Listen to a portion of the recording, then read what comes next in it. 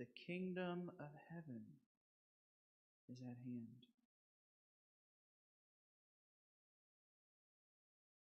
The Gospel of the Lord.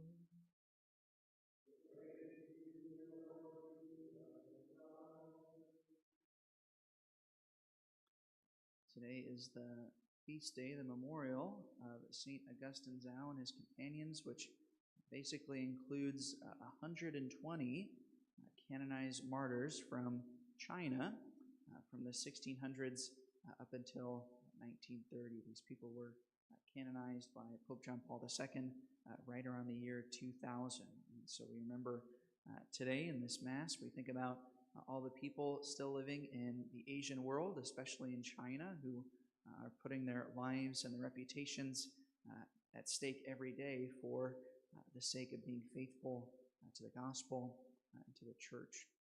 It's always important to remember that despite being here in the United States, we don't really experience the same amount of persecution, but Christianity is the most persecuted religion in the world, especially in places in Asia and Middle East and places in Africa.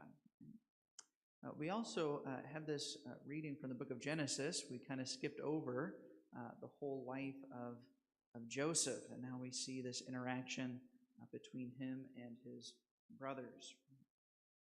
And one of the things that's kind of interesting about this passage is this is almost, it seems like the moment of conversion in Joseph's heart and in his soul. Joseph, you recall, he had the dreams about ruling over his brothers, and he became an interpreter of dreams as he was in slavery in Egypt.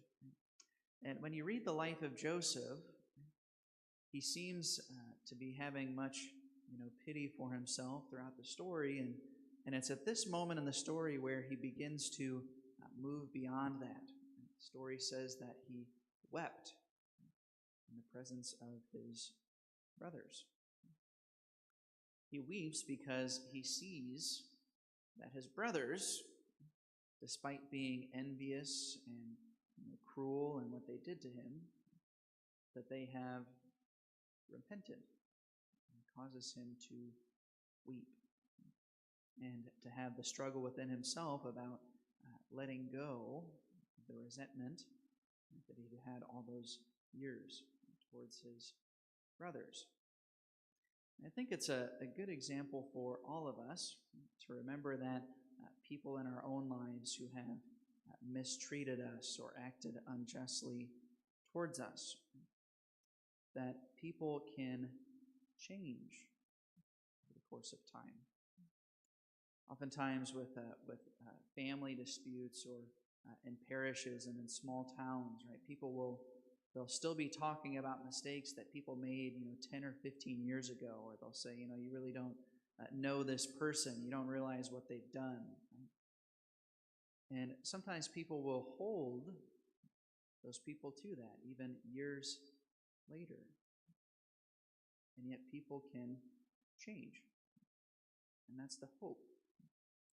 And part of growing into wisdom and maturity is going through the process of what Joseph went through, of being able to let go of those resentments, and to forgive, and to be the kind of ruler and magistrate or friend or peer who doesn't hold people to those things of the past. He's always seeing things with mercy and a hope of conversion.